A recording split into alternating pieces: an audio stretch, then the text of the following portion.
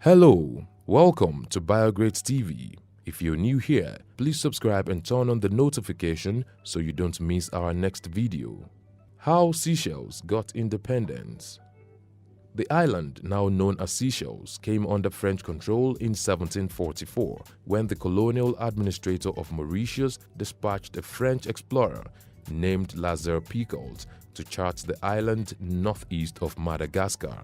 Picault was the first to map Mahe, which is today Seychelles' most populated center. Mahe was renamed Isle de Seychelles after the French Minister of Finance. The name was later anglicized as Seychelles. In 1770, the first French settlement was established on the island consisting 15 white colonists, 7 slaves, and 5 Indians. Following the French Revolution in 1790, the colonies declared their independence from Mauritius and subsequently from France. For 20 years, an independent Seychelles served the needs of French and British ships as well as Arab slave traders. In 1811, however, the British took control of the island. With abolition of slave trade in Britain, many Arab slave ships were raided by the British and their human cargo freed and resettled in Seychelles. The freed slaves became apprentices of the plantation owners in Seychelles, and between 1861 and 1874, close to 2,500 men, women, and children were rescued and resettled in the Seychelles. The officials administering Seychelles wanted the island to become a separate autonomous colony within the British Empire, and the authorities in the mother colony of Mauritius did not object to this. In fact, the Mauritian governor, Sir Arthur Gordon, sent a petition on their behalf to London.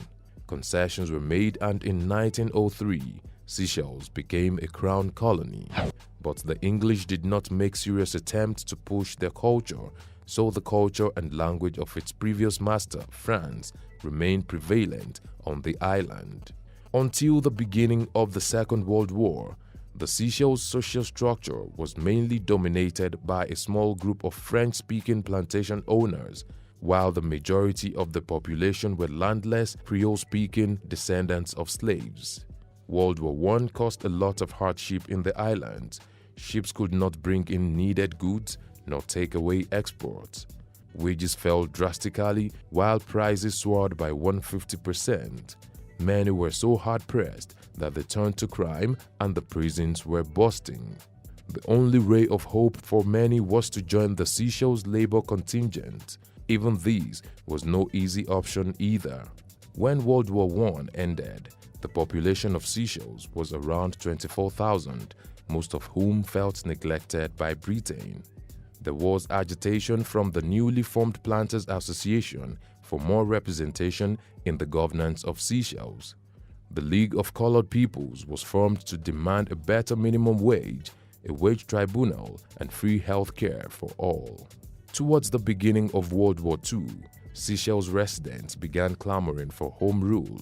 The Seychelles' first political party was formed in 1939, and it was called the Taxpayers Association. This party represented the interest of the wealthy landowners, who numbered roughly 2,000 out of a population of 36,000. When World War I ended, these landowners were granted the right to vote when the Seychelles' first Legislative Council was elected in 1948. Most of those elected to the Legislative Council were unsurprisingly members of the Planters and Taxpayers Association. The rise of political movements that were formed for the interest of all Seychelles residents who were not landowners didn't take place until 1960s.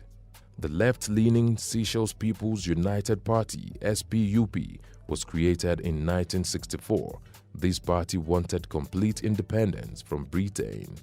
The Seychelles Democratic Party (SDP) formed that same year, however, still majorly represented the interest of landowners and lobbied for a stronger relationship with Britain.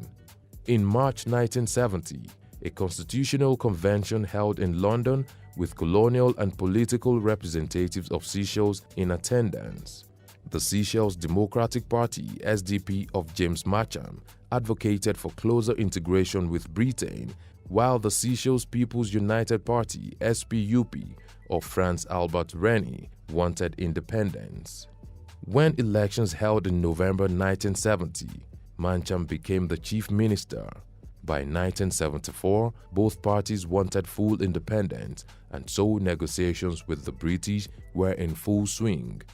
Eventually, an agreement was reached and Seychelles became an independent republic within the Commonwealth on June 29, 1976.